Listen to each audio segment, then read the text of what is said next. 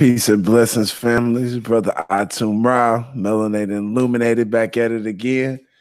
Man, we had a good week. You know what I'm saying? I hope all of y'all had a good week. You know, stay blessed, stay true to yourself. You know, we want to make sure that you checking us out at melanatedilluminated.com. Make sure you, you know, not only are checking out the podcast and the different material that we have, but, you know, we also have books, we also have articles, and we also finna have more information coming to the people on cryptocurrency and just investing and different things that, you know, saying you'll be able to do with your money, you know, to make more money. But right now, man, you know, we got another special episode for you.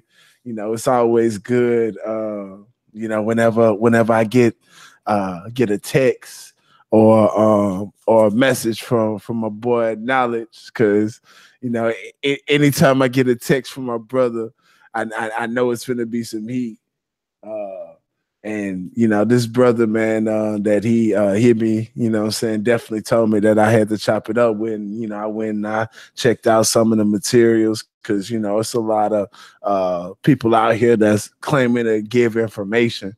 And you know, the first thing that kind of jumped off the video when studying this brother, you could see the detail in the information. And you know, whenever a person is that detailed, you can see the level of talent that they've invested within their craft. And so it ain't just about talking, you know what I'm saying, talking out the side of your neck. Brother Benu, what's good, fam? All right. Peace. What's up, Uncle Jasineb, life, prosperity, and health. Yo, it's an honor to be here, Brother Atum Ra. You know what I mean? You know, Born. I say, you know, shout out and salute to my brother Born. It's a, you know, honor and pleasure to be here with both of y'all. You know, you know, he's been trying to get us together for, you know, for a good little minute now. Most you know what I mean? You know, he tricked me on here today, you know, saying, you know, saying, yo, I want you to come on, you know, I'll be building on some movies, this, that, and the third. So, you know, but I say all good. It's an honor to be here, you know what I mean? You know, building with you, you know, and yeah, I'm looking forward to it, you know, to you know, exchanging on this, you know, wonderful platform of yours. Most def. Brother Knowledge Born, you know what I'm saying? Do the Knowledge Radio in the house. What's good, man? Hey, peace, man. Peace. Love, black power, straight black pride, man. It's an honor to be on your broadcast. You know what I'm saying? I was playing the biscuit roll. You know, you got winning chicken dinner in the building, man. You know, the suit, man. New in the building. And, you know, it's good to converge on this platform, Melanated, Illuminated Radio for the family listening. Make sure y'all support this award-winning, you know what I'm saying? Award-winning media broadcast, bringing it to you live, man. It's a beautiful thing, man. We got to support each other, you see what I'm saying? And give out, you know, flowers while, you know, folks around to smell them, you see what I'm saying? They can still receive them, but, you know, you get the chance to smell them, see them, smell them, you know what I mean? So it's good. Yeah, most def, man. It's, you know, it's always appreciative, man, and you know, it's always love, man. You know, that's why we always working, man. You know what I'm saying? Brother Benu, and go on and if you could give a quick introduction to yourself, you know what I'm saying, to, you know, the audience that may not be familiar with your work, you know, let them know where you hail from, you know, what pushed you into, you know what I'm saying, want to disseminate and give information to the people. Okay. You know, my name is Aankh Benu, also better known as Aankh Benu. I'm the Nisubiti in Hininsu. That's the king of Hininsu, Hamneter Tupi in Hininsu, the chief priest of Hininsu, or the head servant of Neter of Hininsu. And, you know, I hail from Africa by way of New Orleans, Louisiana. You know, I'm a father, husband, you know, I'm a son, I'm a brother, you know, and I'm a friend, and comrade to all African people worldwide, in our movement and strive towards African liberation. So, that's, I say, that's it in a nutshell as far as who I am. My work, in Hinisu is to establish, I say, we got national aspirations. You know what I mean? We have the aspiration to establish an independent nation, and in doing that, we come together first and foremost as a family, and practicing and elevating Nile Valley culture and spiritual tradition, really as a vehicle, of Pan African culture and traditions. Okay, and looking at it as one of, if not the most viable cultures that can actually facilitate our goal in Pan Africanism. We begin first and foremost by implementing it and practicing it ourselves as a family. So Hinisu is a family that has the aspirations to grow into an independent nation. And my work is to like my name, okay, my clan name, Benu. The Benu in the cosmology of the Nile Valley is a bird that is the personification of the creator, okay, or the ancestors, Ra or Osir, depending on the context. And this bird, it towards the end of its quote unquote life, it consumes itself in flames, and then it rises again renewed from its ashes. So this is the prototype. This is where they got the whole idea of the phoenix from. Okay, but my work in terms of teaching African culture, teaching Nile Valley culture, is to do that Benu thing with the culture.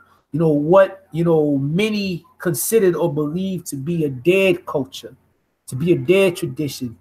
To go into what our ancestors left, those remains, to go into those things and to revive them, to demonstrate that, if we go into the tradition, we trace back our steps through the eyes of an African, look through an African lens, an African traditionalist lens, and we actually allow the ancestors to speak for themselves and practice the tradition and do the things the way that they did it, and, practice it the way that they laid down. That tradition is as alive today as it was then. And my goal is really to bring this culture and use it as a vehicle ultimately to wake our people up into who we are. I said this a couple of weeks ago on it might have been on Brother Bones platform a couple of weeks ago. My maternal grandfather, who my given name, okay, is I'm named after him. I was told that on his deathbed, his dying wish was that that his mother tell his children who their people are, because he himself, he never knew his father's side of the family, and his mother, for whatever reason, withheld that information from him. So he died with a longing to know who he was and who his people were, and he wanted that for his children. And it was a request that was denied to him even on his deathbed. So, I I know for a fact that I came forth as a manifestation and answer to that longing in my maternal grandfather is greatly expressed and extends to our people at large. Yeah, man. So, so that leads me to several questions for you. The first, and I guess it's kind of a two-part question that relates to Nile Valley culture. So my first question is, what's the significance or the connection of understanding Nile Valley culture and how it relates to Pan Africanism? Like, what's the connection between there? And also with many blacks, you know what I'm saying, throughout the Ma'afa, or many Africans throughout the Ma'afa, eventually being taken out of West Africa. You know what I'm saying? What's the connection between Nile Valley culture and West African culture? Okay, yeah, excellent. I say excellent. So the let's start with the Pan Africanism, right? You know, when we look at you know what we are striving towards when we talk about Pan Africanism, Pan African nationalism, you know, there's not a model for it anywhere in history outside of the Nile Valley. You know, when you look at the way that Kemet was established and organized, you know, you have 42 independent tribal kingdoms, okay, each with their own banner, each with their own deities, their own patron or founding ancestors, okay.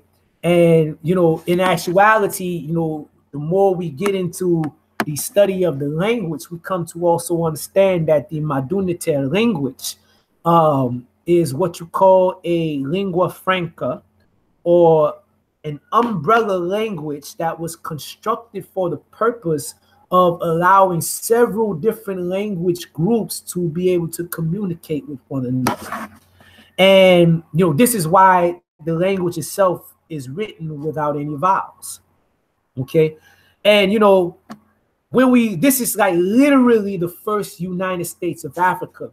And you know, you have Africans coming from various parts of the continent converging in this locale, okay, and evolving a culture and a system of governance, okay, that allowed them to become the most powerful nation and dominant culture in, how I say, in ancient times and really in history, because everything since then done pretty much try to, you know, they didn't try, but it ain't. You know what I mean? Yeah. You know what I mean? You know, they tried to emulate it. So it is the only example and successful example of a Pan-African state that we have. And when, you know, this goes into the next question, when Kemet or really the Nile, you know, that, you know, Kemet, Kush, Nubia, you know, empire fell. Okay, it really, you know, these people didn't, you know, first and foremost, we gotta, you know, get to when this actually took place, because, you know, a lot of folk don't realize that the culture and traditions actually continued in Nubia even after the fall of quote unquote Kemet proper. You know, the capital, the culture and traditions continued in Nubia up until like 600, 700 ACE. Okay, and then after that, okay, once they engage the Axumites, that's really when it started. The Axumites come in from Axum, from Ethiopia, and at the behest of the Romans, okay, you see a mass exodus, a migration from the Nile Valley into, you know, deeper, okay, into Africa, across the Sahara, okay, with what became the Soninke or the Ghana Empire, which was in what is today present day Mali or Mauritania. Okay.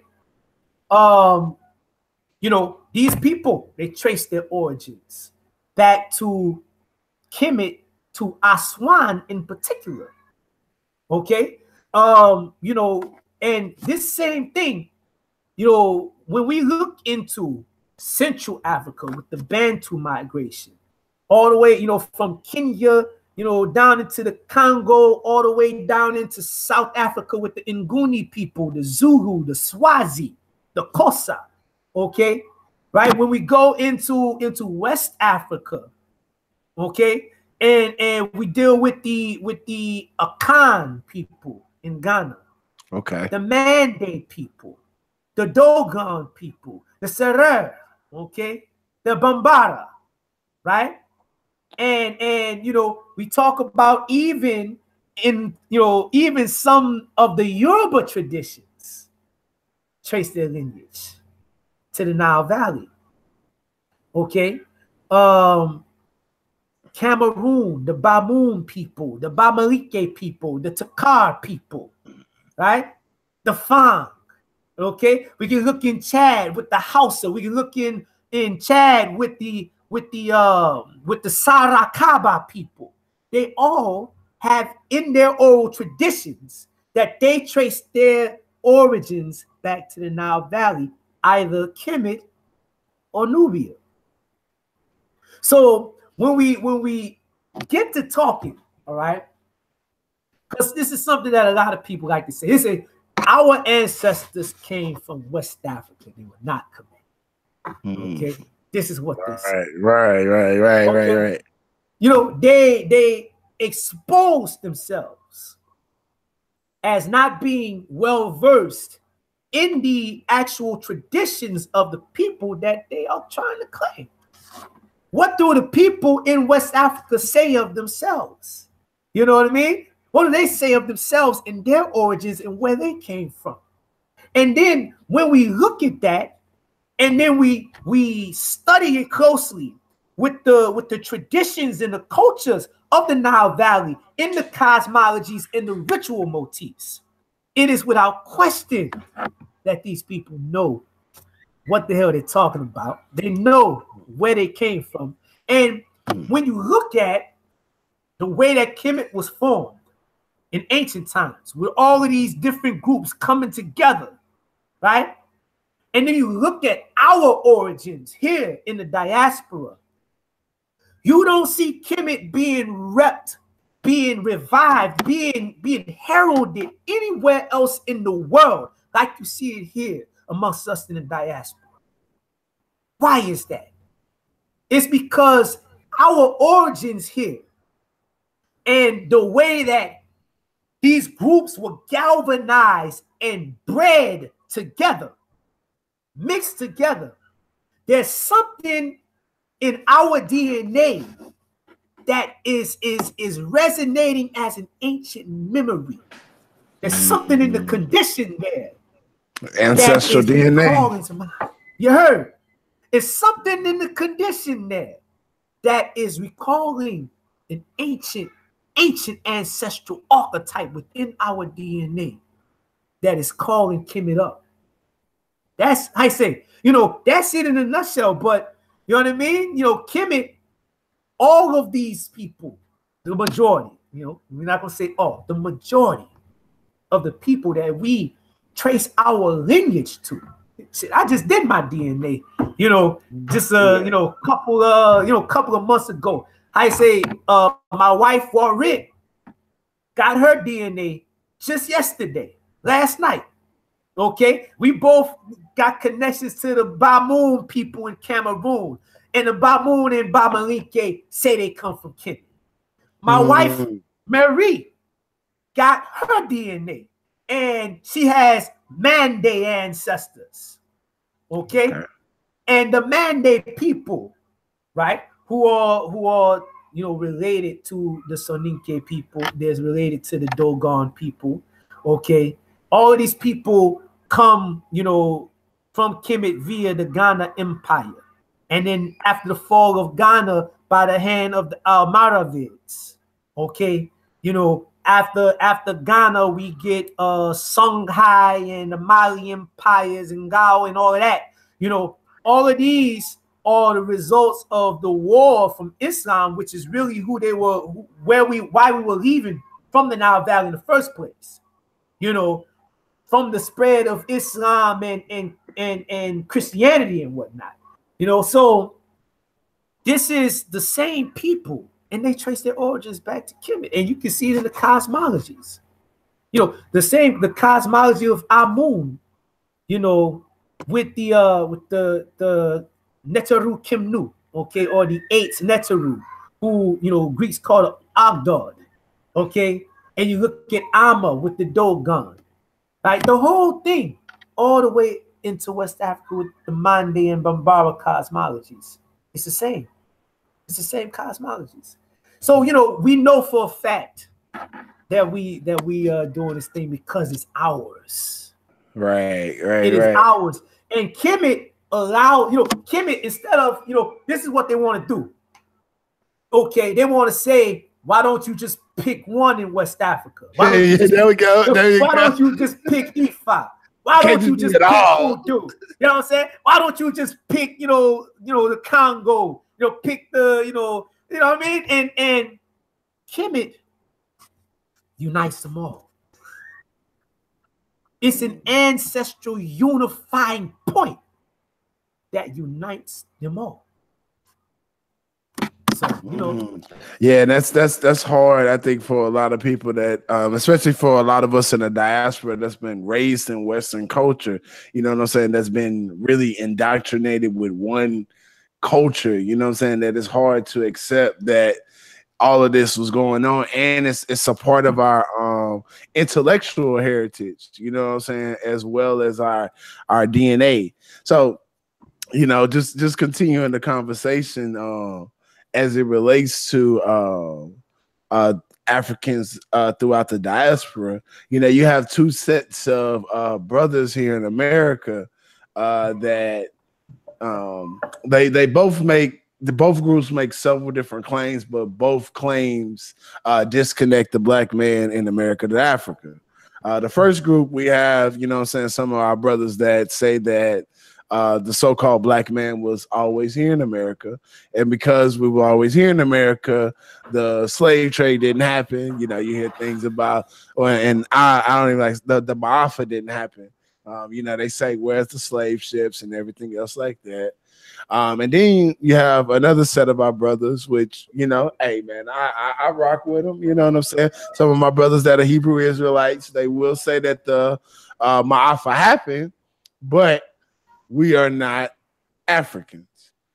What would you say as far as it relates to the so-called black man in America and the connection or no connection back to the motherland? Okay, so, you know, both of those, and I'm not gonna diss them. I'm gonna fall short of dissing them tonight. Oh, you know, out of respect for Brother Born and for brother, you know, for your platform, I'm not gonna say anything ill. But, you know, let's put it this way. You know, I went through the evolution in black consciousness. Absolutely. Okay, like most of our people here.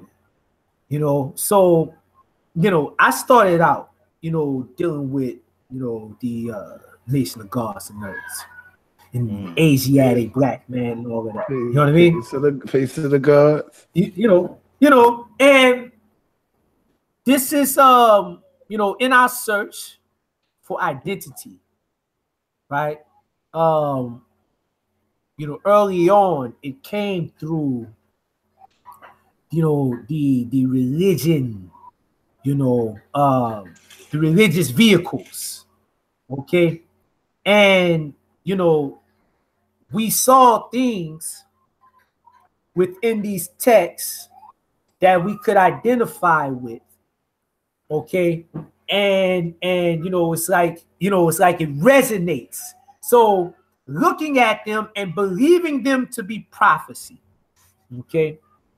You know, we said that we are those people there. Right? Now, this is my thing here. Okay. For the folk that say that the, you know, as far as like the Maafa never happened, or, you know, whatever, you know, I really, you know, I don't really have too much time for that kind of stuff. You know what I mean? Like, okay, where are the slave ships? Well, hell, where are the slave ships that the crackers came here on? Facts. You know what I mean? You know, like what are you talking about? Like, okay, where are the, you know, where are the you know, we can't find any slave ships, we can't find, you know, like, you know, redistribution, or, you know, like it don't make sense to me. You know what I mean? You know, it's the logic is just not there. It's off. Okay. You have all of these accounts from Africans here about it. You got all of these accounts from Africans on the continent about it. Okay. And you know, you have records from the Jews about their hand in it. Okay. It's just not making sense. You got a whole organization of countries in the Caribbean currently suing the UK for participation in it, but you got this little fringe group here that wants to say that it didn't happen. The transatlantic slave trade didn't happen, I guess, just like the trans-Indian Ocean slave trade didn't happen. I guess the East Indians, they lying about the shit that they did too. Okay, and the Chinese never owned us either. And the trans-Saharan slave trade never happened with the Arabs either. All right, and the shit that's going on in Libya to this very day ain't happening either. All right, and they don't have terms and phrases to denigrate us that literally means slave in each of these languages either that speak to that history. I don't waste my time with foolishness, okay? With that, you know what I mean? Now, as far as the Israelite thing, you know, that's a religious thing, okay? And you know, if we can argue religion, or we can argue, you know, history, and we can look at, for instance, we can look at what, once again, going back to what the people say of themselves. We can look at their culture and their practices. Okay. Now, there are some groups that say that they came from Canaan. Okay. In certain traditions, you know, but you know, those traditions, they have varying accounts. The same groups in certain accounts say they came from Arabia or Yemen. I'm speaking of the Yoruba in particular. Okay. People like to point out the Igbo and say, okay, the Igbos consider themselves Jews and this and third. But you know, I guarantee you that's you know, when you look at what they're doing and then you look at the actual Igbo tradition, okay, you look at the Igbo oracle, which is called the Fa, just like the Yoruba oracle is called the Ifa, just like the oracle of the the fawn is called the Fa, okay, just like the term for oracle in Kemet in Maduna was Biyat or Biyat, okay, where that B and that you look at that metathesis there, that B and that P and that F, they're interchanged linguistically. Okay, this is something where when we study the culture, when we study the tradition, we study the practices, you know, what we call here in the West voodoo. Okay, down here where I'm at, we call it voodoo, right? Ancestral veneration. This is what we find amongst all of those groups. Okay, this is what African people do, and you don't find no one else doing this like we do it. And you know, this is all I got to say about it. Show me the strong connection culturally, linguistically, okay, cosmologically, and also in the oral traditions between us and the groups that were taken from West Africa. Matter of fact, that's the whole disconnect right there. So first and foremost, we look, you know, and this is why they never want to deal with DNA, right? I ain't got no beef with DNA. You know, it's not a fix it all. You know what I mean? You know, it's a piece of the puzzle. You know, it's a piece of the puzzle. You know what I'm saying? You know, now you got some folk, they try to tell you that they can trace your stuff back to one group. That's a damn lie. Okay, you know, everybody over here is an ad mix. You know what I'm saying? We are blending of several different groups, right? Now, all of these different groups, you telling me that each of these different groups were Israelites? Or are you saying that each of these, or is it just the families that they pulled from were Israelite families? Like, can you actually prove the distinction between this group, these groups, okay, and the Africans that they were around? It don't make sense, you know. So it's a religious argument, you know what I mean? You know, and it has a place in the religious arena, but not in the realm of scholarship. And now we're talking history. Piece of that, man. What's it, man? Just hey, you say I didn't know, man. When I'm out here in H-Town, man, I'm about to pop up on you, man. You know, I'll be down there in BR, Shreveport, you know what I'm saying? So yeah, man, I have to cut through next time I'm in the NO. You know what I'm saying? Holla at yes, you. sir. Yes, but, man. I say, yo, you ain't one of them good Christian vegans, are you?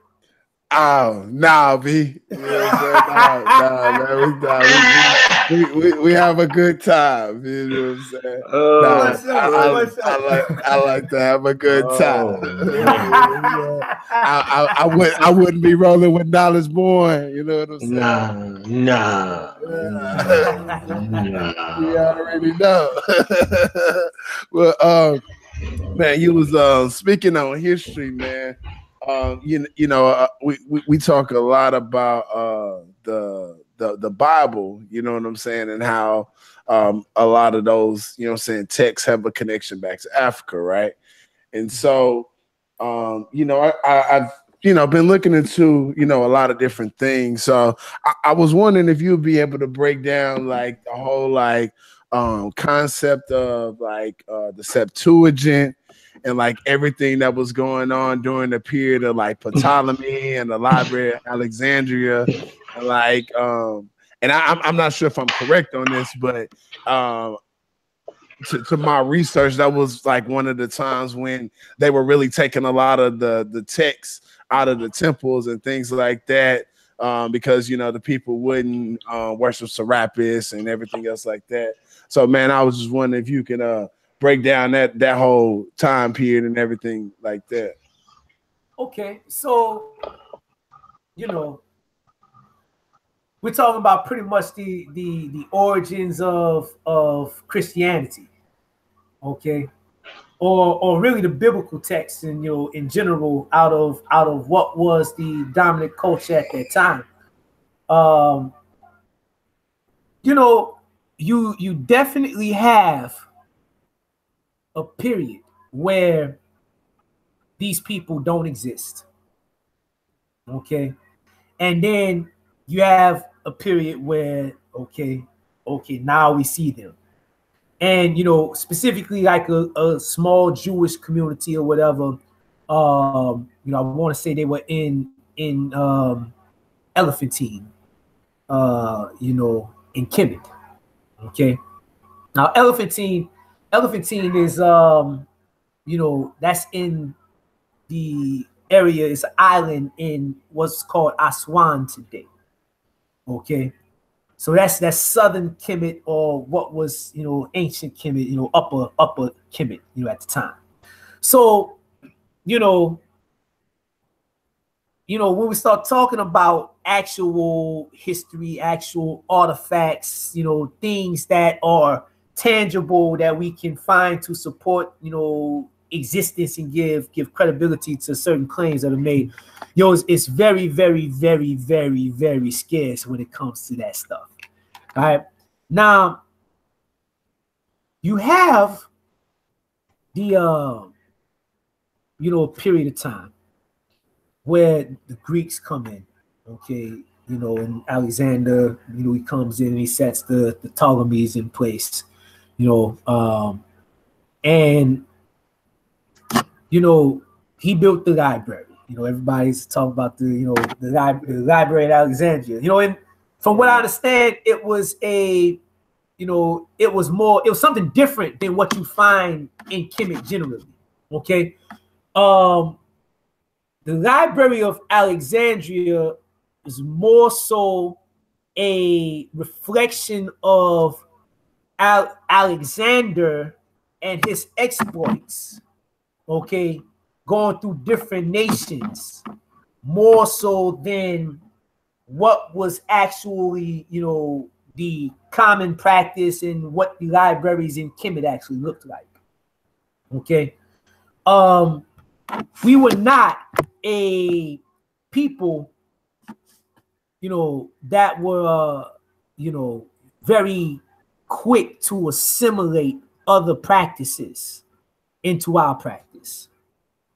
Okay, so you know, we took a few things from, you know, like you might find a few things from some of our family, like, so you find things in the literature of Kemet that come out of Nubia, out of Kush, okay, and vice versa, right? And you find, you know, and you find things that, you know, are part of the general lineage. You find some things that, you know, might, you know, be shared with Libya, okay, and vice versa, right?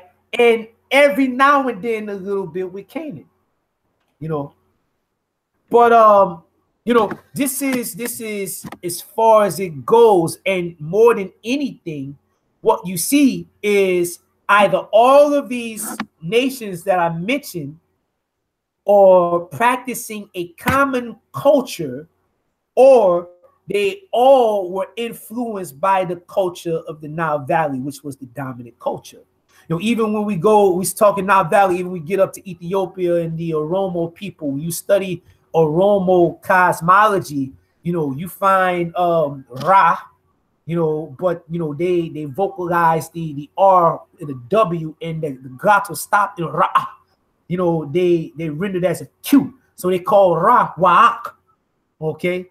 But you find Heru under the name Hur, okay, and you know the whole thing's there. So that's even in Ethiopia. So once again, everybody's doing pretty much the same thing. When the Greeks come in, Alexander comes in. He brings the persuasions from all of his exploits in there, and that's what you get in the Library of Alexandria. Okay. With that being said, the whole Christianity thing, the whole Bible thing, let's put it this way. There are definitely things in the Bible that we see are born out of that common cultural matrix, that dominant cultural matrix. You know, there's even you know, it's a whole can of worms right here about the crack open. There's even deities in the Bible that exist throughout Africa and always existed even before the Bible. Okay, even for instance, right, and this is a big one. I say you're gonna have a whole shitstorm after this. Hey, get him. You know why I'm here. Okay, so here's a good example.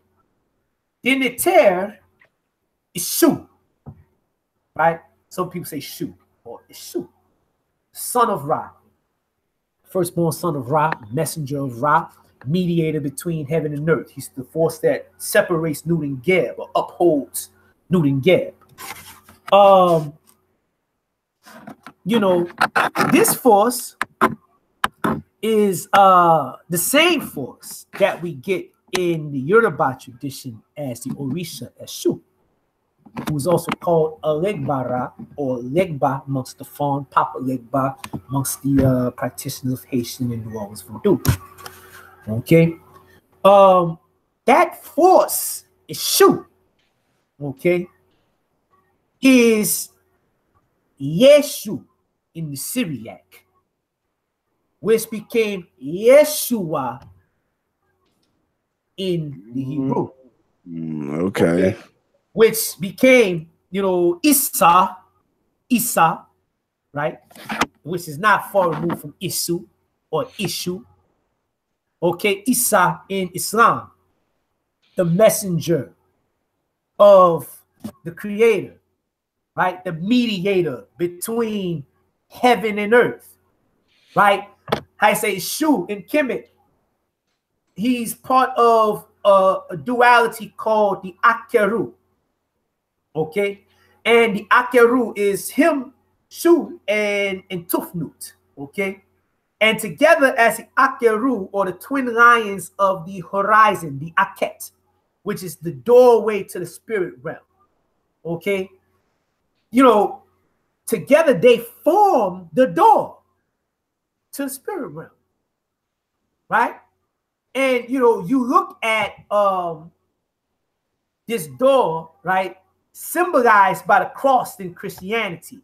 You know, the threshold where the two planes meet or the two planes intersect. All right. In Ifa or the Yoruba tradition and the foreign traditions, this is the crossroads. Okay. It's the same thing. Now, Jesus said, you know, whatever the Father bids me to say, I say. Okay. He says that I am the way, the truth, and the life. Now, Eshu in Kemet is also called Anpu or Wapuwat, opener of the way. Okay. Jesus, right? Yeshua, he says, I am the way, the truth, and the life. No one come to the Father but by me. Now, anything you ask in my name, right? Anybody that knows anything about ATRs and specifically these forces, Shu, Anpu, Wapuwat, Risha, Shu, Legba, etc., so on. This is the force, the first force that is invoked, that is offered to, okay, before you can engage the spirit realm or encounter any other force. You must first peace and go through him. He's the messenger of the higher forces and the creator. Okay, you know, so this is the same deity, big one in Christianity and Islam, right? Jesus, who they call Yeshua. This is the same force, same function. Okay, even many of the same epithets, but a different language. You know what I mean? Now, this, you know, this is a very, very old deity. Very, very old deity. And in Kemet, he's, you know, the mercurial force is shared between Shu, Anpu, Sebek, and also Sutesh. Okay? Or who they call Set. Okay? Okay. This is the same force. When you look at the functions and whatnot of these forces, and you look throughout the entire region in the Canaanite traditions, you even go up into the Mediterranean and even get close to them crackers. They even were doing with some of the same forces. Right, you understand what I'm saying? So, right. you know, all the understand, like these are the cultural, you know, this is the cultural matrix that dominated the ancient world. You read the book of Enoch, okay, and it talks about the watchers, right, the quote-unquote fallen angels who got in trouble, you know, one by the name of Asa-El, and the other one is Asa or Uza, which in Islam is Al-Uzza, okay? has another name, Shamyarza, in the Hebrew. Okay. And these two forces, were said to be, according to the Hebrew, the patron angels of Kemet, of Egypt. And they got in trouble for teaching the mysteries of God to man. That's Osiris and Set.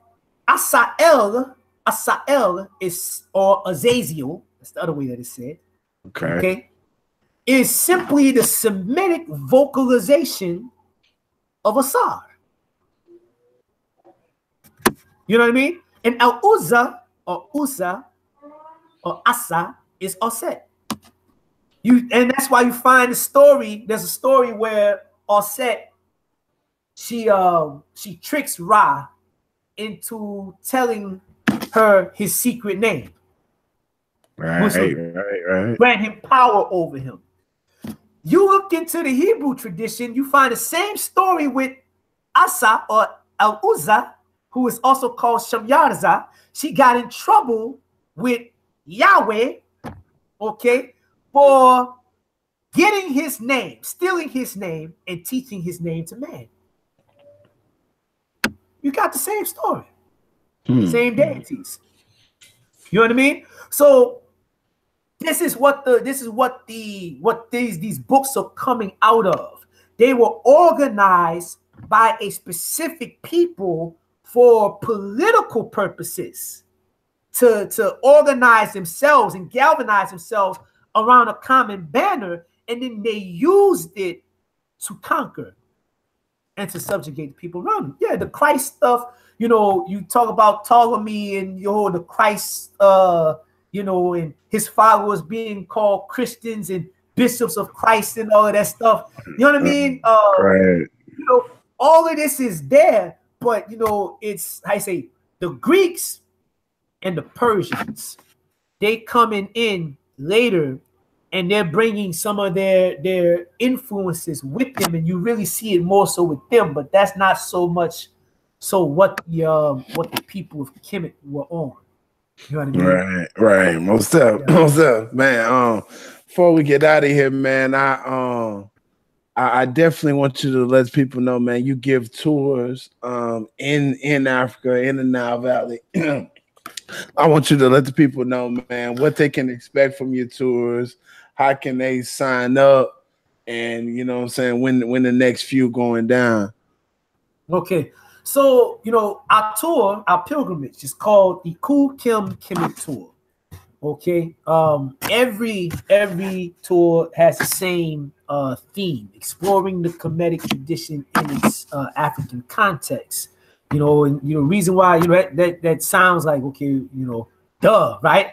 But we have to say it like that because there's been so much focus on trying to interpret Kemet through foreign lenses. So you'd be surprised, and I know you already know, how many times I'm talking about Kemet and somebody asks me about chakras. I'm talking about Kemet and somebody talking to me, asking me about Kundalini.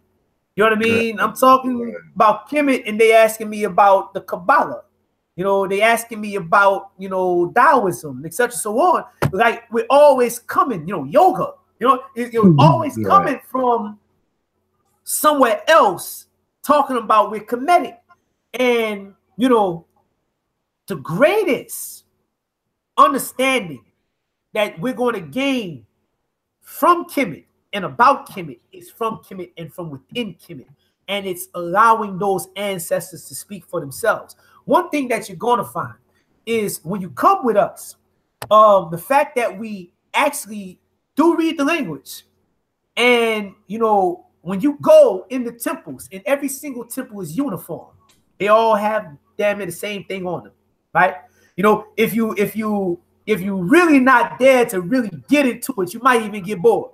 Once you get past all of the monuments, you might get bored because every temple has the same thing on it. Now me, I never get bored because I'm a practitioner. I want to know how to get down. So in each temple, in each room, you see a step-by-step manual on everything that you're supposed to do, everything you're supposed to say, everything you're supposed to offer to what deities and why, and what you're to get in return for it. That's what you see in every single room. Everything that you're supposed to say and do in each room, step by step. And the further you go into the temple, the further you go into the actual ritual system, okay, which was organized very well, initiation, etc., so on, in there. This is what's there. So you go there, you're going to expect to actually learn the Kemetic tradition, learn the cosmologies, learn about the Neteru, how to engage them, what it is that they, you know, that they do, etc., so on. You're going to learn about their connections to the traditions within, you know, Africa, whether it's Ifa, whether it's the Akom tradition, whether it's the Dogon, the Zulu. You're going to learn about the connections to all of these traditions, okay, in language, in ritual, in cosmology, in oral tradition, okay? And then, on top of that, we actually spend several days in the Nubian village, building with the traditionalists there, building with the Nubian elders there, and learning the traditions that they've retained since the beginning. Okay? I say, one of the elders, who's one of my teachers there, you know, I say, you know, he is the only one that knows how to actually write and read the ancient Nubian script. Okay? We also have traditionalists, priestesses that come from the you know, the tradition called the Tsar tradition and Bori tradition, which actually stretches from you know, really as far as Iran, with the Africans that are there. Okay, yeah, there's Africans in Iran. Okay, you know, not saying that they're native, right? But they're there. Africans in Iran, Africans in Somalia, you know, Ethiopia, Eritrea, southern Israel. Okay. It's in the Sudan, it's in Kemet, it's in Chad, and it's in northern Nigeria.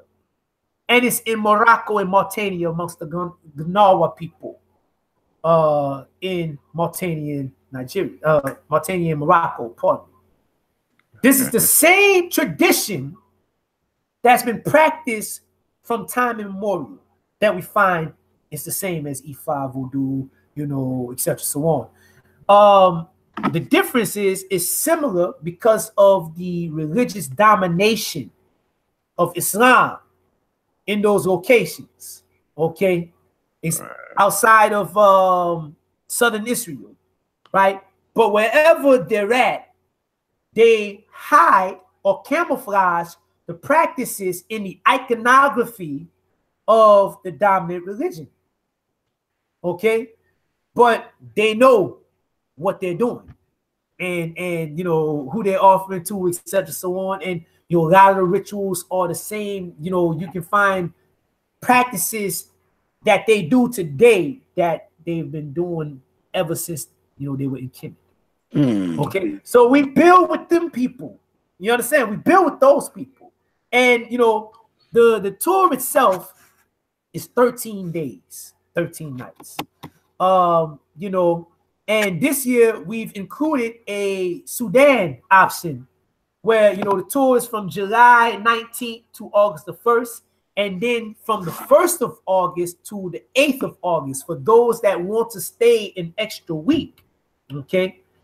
We're going to go into the Sudan, deep into the Sudan, into Khartoum, and get the Nubian side of that, you know, with the, you know, Napata, you know, Gebel Barko, you know, Meadoway, etc., so on. Hitting those spots and also building with the traditionalists there, Khartoum.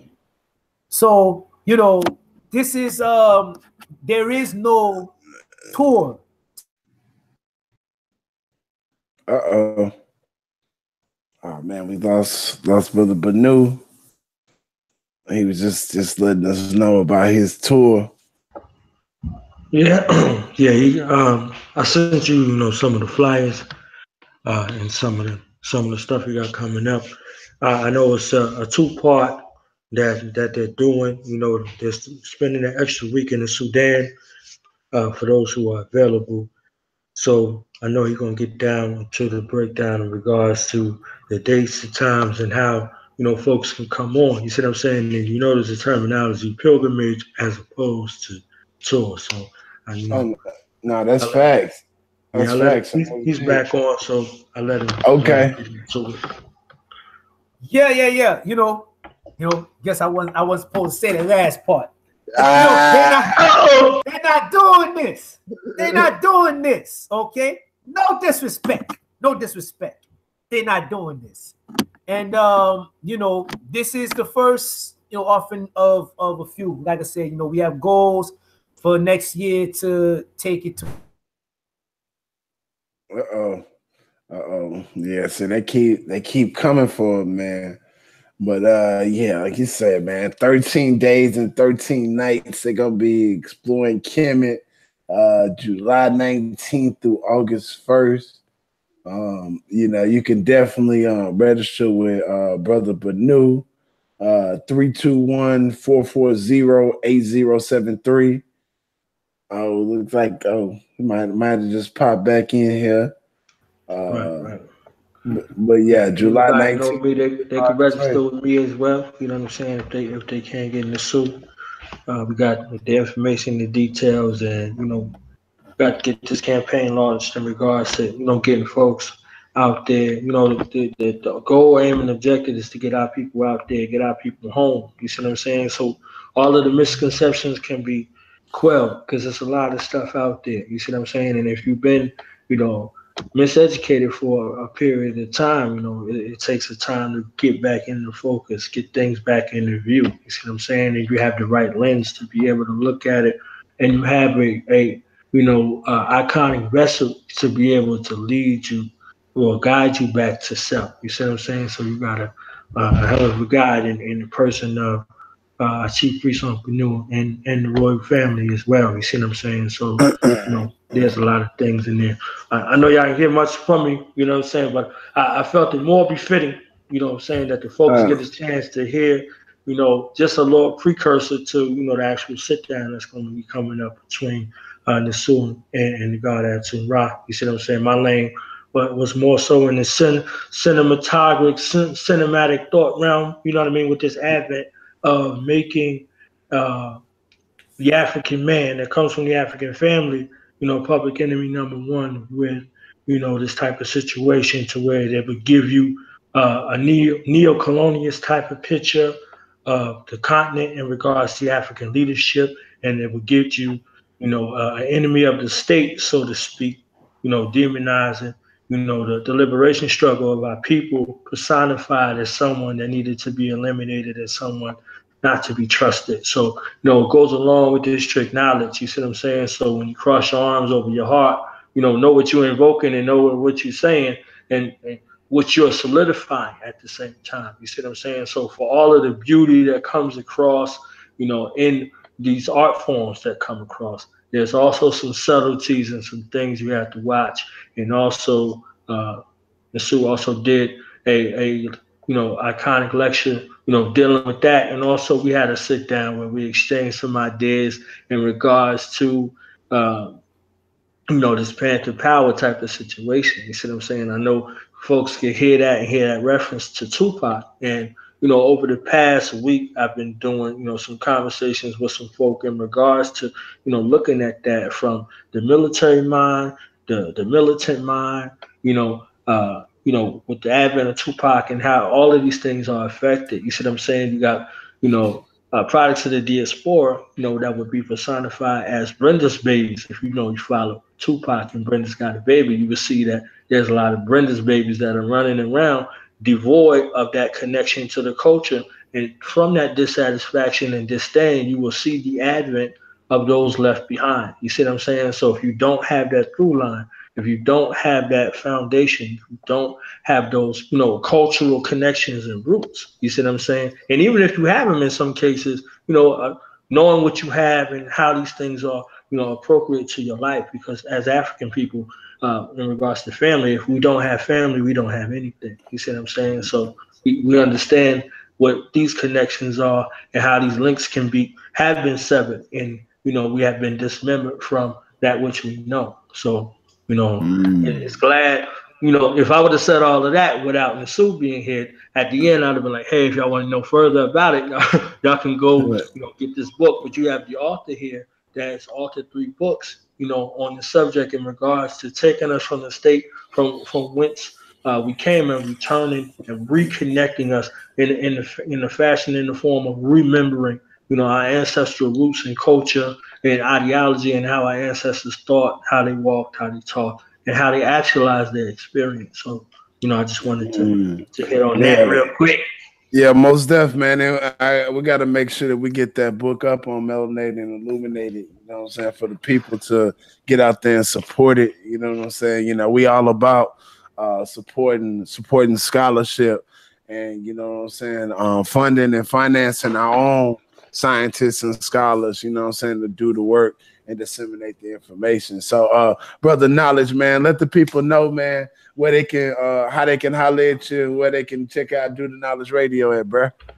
Y'all could. I wanted to say just real quick before I get into that For sure. if y'all seen this book, remember those says 666 pages worth of knowledge, and I want, what I'm saying, if y'all reach out to my brother Aankh Benu, and y'all in the city, you can come to your city, you know what I'm saying, and give the people the breakdown. We don't want to miss this opportunity, for all of the other things that we went about. In regards to this, people are interested in this culture. With the advent of the movie and it going, in the way that it did, people are asking questions now about African culture, about African garb, and all of these things. So you would want someone who's an astute practitioner, one who is a teacher. You see what I'm saying? To get him in front of those people, as many people as possible, particularly with the book, and getting folks into the mind frame of correct information, that's scholastic, that's thought provoking, and all of these things. So, if y'all got a bookstore, if y'all got a little camp circle, whatever you got in your community where you express those ideas, y'all reach out to the Sioux, our chief priest, Aankh Benu, and get him in your location. You see what I'm saying? He's gonna give his information. So if y'all got a black bookstore, whatever the case may be, wherever Africans are gathering together, y'all want to gather together in the right spirit and in the right mind frame to continue on and propel. So you can get a teacher type of situation, or just there's a myriad of things that can be done. So reach out to my brother. Spiritual work, those books, product services. There's a myriad of things. I know you're gonna get into them before we close, but I just wanted to make sure that folks take an opportunity who are gonna view these archives to make sure that y'all reach out, get this book, get these books, support the work, and support the folks that have forsaken a life of luxury to be in the trenches in the mud with our people. You see what I'm saying? So, showing folks love, like giving them high fives and daps is one thing. You see what I'm saying? But ensuring that they can continue on and do these work to, there's goals and aspirations, and what our tribe is doing. You see what I'm saying? And we're looking to do a bunch of things, but foundationally, everything has to be right, to its core. You see what I'm saying? So for me, y'all can catch me on Do Knowledge Radio on YouTube. Y'all can catch me at www.doknowledgeuniversity.com. That's our hub site as well as our e-commerce site. And y'all can catch me on Blog Talk, www.blogtalkradio.com/Do Knowledge Radio. That's DOTHAKNOWLEDGERADIO. And, we got over 700 shows over there, something for everybody. from an African Center perspective, on our elders, on our ancestors, on our family members, and honoring our youth's creativity and brilliance. You see what I'm saying? Everything from relationships to survival, to African, center spirituality. You can view the archives of Cool Kim Radio. From our chief priest Aankh Benu. We got block parties on there where it's just music. There's a whole bunch of things, and some very, very iconic figures, coming on, sharing their story, entrepreneurs, young businessmen, young businesswomen out there with a determined idea to make things happen. So we created and carved out a space to one, celebrate our ancestors, our elders, our peer group, and our future generations, and also to give people an opportunity to promote themselves. You see what I'm saying? One of the first guest-centered platforms as opposed to a host-centered platform, where it's all about the guests and all about the listening audience. So again, that's www.blogtalkradio.com/Do the Radio. Y'all can follow the show on Twitter at KnowledgeBorn15 on Twitter. Y'all can also subscribe to the YouTube channel Do Knowledge Radio on YouTube. Yeah, man. Now you see why this brother's so cold, man. You know what I'm saying? I'm trying to get my game up. You know what I'm saying? That's my inspiration right there. Salute to you, brother. You know what I'm saying? Brother Benu, man. Let the people know, man, how they can follow your works, where they can copy your book, how they can get information on going on one of these lustrous pilgrimages, you know what I'm saying? But just overall, man, where they can find your work at, brother. Okay. Well, you can find my work and definitely, information pertaining to the pilgrimage, to the Nile Valley, to Kemet and the Sudan, on our website, www.henensu, HENENSU.com, www.henensu.com. The site is very intuitive. You know what I mean? You can, you'll be able to find everything, very, very easily. You go to the marketplace, you can find my books. You can find also, if you need some spiritual work done, you need some ritual items, you can purchase those things there. You can also find on the site, the link. Just click the link, Cool Kim Kemet Tour, and it'll take you to the actual page with all of the information pertaining to the tour, the itinerary. We hit everything, from Cairo all the way down into Abu Simbel, and this year all the way down into Khartoum, Sudan. So, it's a major experience that, you'll never forget. Come, and learn the tradition of our ancestors in the actual place where our ancestors learned them and practiced them themselves in a very authentic way. And we also connect with practitioners of of the Zar tradition and the traditions of the Nubians and Garib Sahel. So it's a lot. This is a very, very rich experience that you're going to have. That's July 19th through August the 1st, and then from August the 1st to August the 8th for the Sudan. So it's going to be the experience of a lifetime. So yeah, you can find my books there. And in terms of getting in contact with me, if you just want to, you want to connect, you want to learn more about Henensu, you want to learn more about the tradition, you need some work done, divination, whatever the case may be, you know what I mean, you can holler at me. You know what I mean? I'm very approachable. Get at me on any social media, any social media platform, Facebook, Instagram, Twitter. I'm on all of that. You can send an email to me at henensu, HENENSU @gmail.com. And also, get at me. I want everybody that's listening, get at me on a BB to me, ABIBITUMI